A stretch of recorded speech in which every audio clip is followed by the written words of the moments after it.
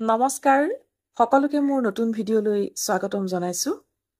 আজি দশম শ্ৰেণীৰ ছাত্ৰ-ছাত্ৰীসকলক সৰল বাক্য, মিশ্ৰ বাক্য বা জটিল বাক্য আৰু যৌগিক বাক্য সম্পৰ্কে দুই এটা কথা ক'বলৈ লৈছো। কিয়নো হাইস্কুল শিক্ষান্ত পৰীক্ষাত সাধাৰণতে এটা প্ৰশ্ন আহে, সৰল বাক্য জটিল বাক্যলৈ পৰিৱৰ্তন কৰা বা মিশ্ৰ বাক্য যৌগিক বাক্যলৈ পৰিৱৰ্তন কৰা এনে ধৰণৰ এটা প্ৰশ্ন আহে। আকৃতি বা গঠন অনুসৰি বাক্যক তিনিটা ভাগত ভগোৱা হৈছে। সেয়া হৈছে সৰল বাক্য, মিশ্ৰ বা জটিল বাক্য আৰু যৌগিক বাক্য।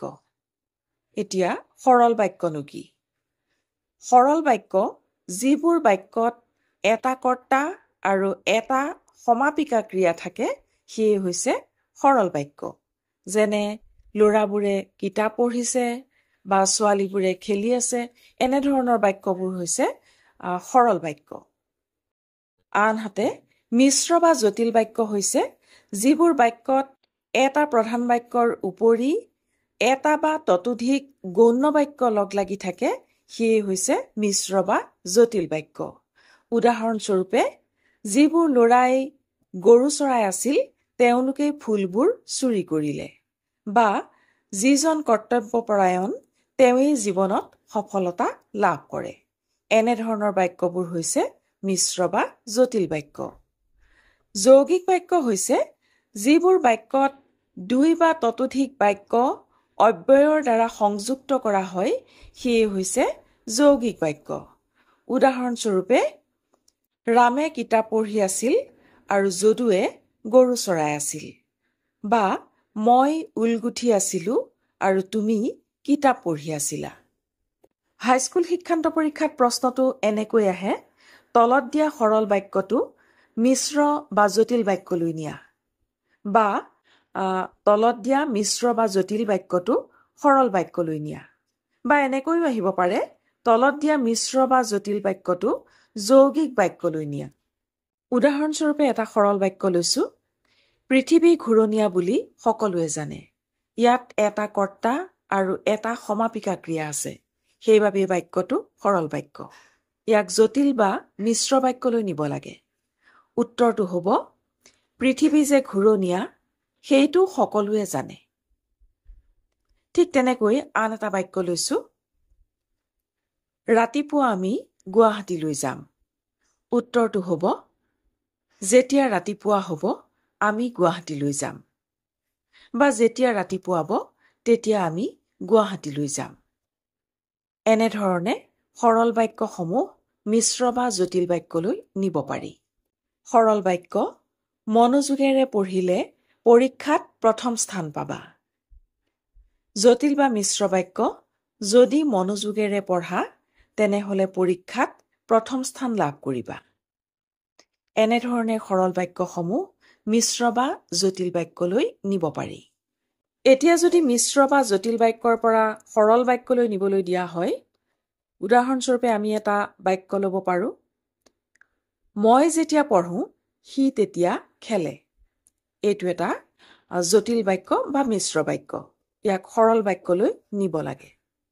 উত্তৰটো হ'ব, মই পঢ়িবৰ সময়ত সি খেলে। ঠিক তেনেকৈ আমি অন্য এটা বাক্য ল'ব পাৰো, সি যে এজন চোকা ল'ৰা সেই কথা মই আগতেই গম পাইছিলো। উত্তৰটো হ'ব, সি চোকা ল'ৰা বুলি মই আগতেই গম পাইছিলো।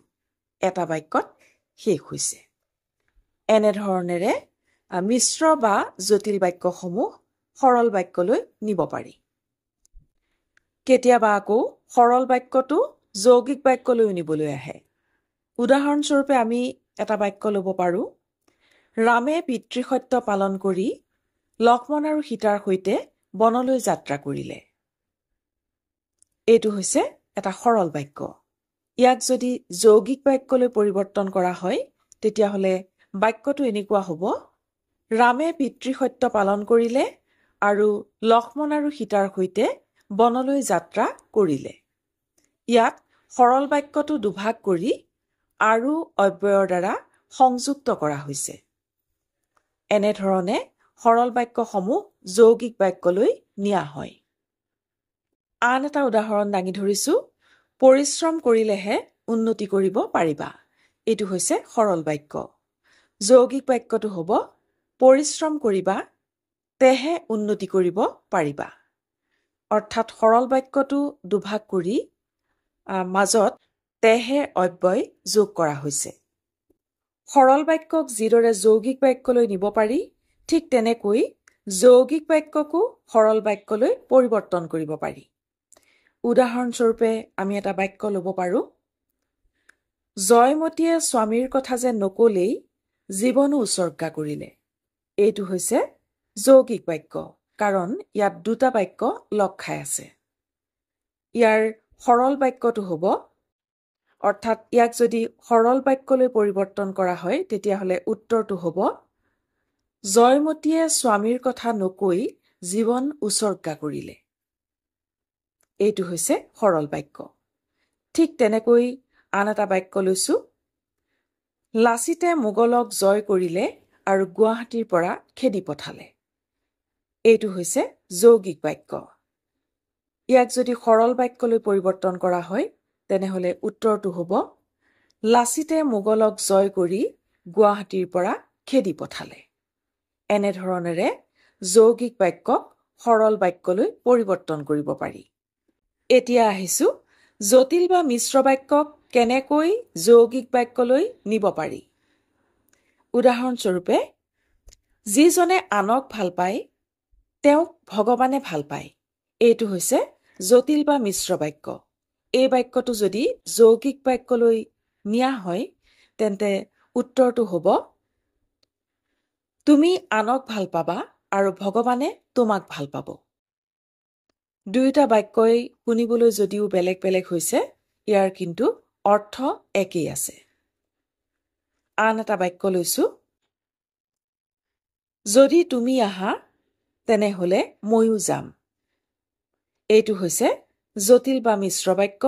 ইয়াক যৌগিক বাক্যলৈ নিলে উত্তৰটো হ'ব, তুমি আহিবা আৰু ময়ো যাম, বা তুমিও আহিবা আৰু ময়ো যাম। এইটো হৈছে যৌগিক বাক্য। শেষত আহিছো, কেনেকৈ এটা যৌগিক বাক্য জটিল বাক্যলৈ বা মিশ্ৰ বাক্যলৈ নিব পাৰি। উদাহৰণস্বৰূপে, যৌগিক বাক্যটো হৈছে, মোৰ কথা মতে চলা নহ'লে বিপদত পৰিবা। জটিল বাক্যটো হ'ব, যদি মোৰ কথা মতে নচলা তেন্তে বিপদত পৰিবা। দুয়োটা বাক্য শুনিবলৈ যদিও বেলেগ বেলেগ হৈছে, ইয়াৰ অৰ্থ কিন্তু একেই আছে। আন এটা উদাহৰণ লৈছো, তেওঁৰ জ্বৰ হৈছিল কিন্তু পৰীক্ষা দিলে। এইটো হৈছে যৌগিক বাক্য। জটিল বাক্যটো হ'ব এনেধৰণৰ, তেওঁৰ জ্বৰ হৈছিল যদিও তেওঁ পৰীক্ষা দিলে। এইটো হৈছে জটিল বা মিশ্ৰ বাক্য। নিয়মমতে ব্যায়াম কৰিবা তেতিয়াহে স্বাস্থ্য ভালে থাকিব। এইটো হৈছে যৌগিক বাক্য। জটিল বাক্যটো হ'ব এনেধৰণৰ, যদি নিয়মমতে ব্যায়াম কৰা তেতিয়াহে স্বাস্থ্য ভালে থাকিব। ছাত্ৰ ছাত্ৰীসকল, এনেকৈয়ে সৰল বাক্য জটিল বাক্যলৈ বা জটিল বাক্য সৰল বাক্যলৈ বা সৰল বাক্য যৌগিক বাক্যলৈ, যৌগিক বাক্য সৰল বাক্যলৈ বা যিকোনো এটা বাক্য অৰ্থ একে ৰাখি অন্য এটা প্ৰকাৰৰ বাক্যলৈ পৰিৱৰ্তন কৰিব পাৰি। আজিলৈ মই ভিডিঅ'টো ইমানতে সামৰিছো। অনাগত দিনত তোমালোকৰ কাৰণে নতুন ভিডিঅ'লৈ পুনৰ আহিম। আজিলৈ ধন্যবাদ।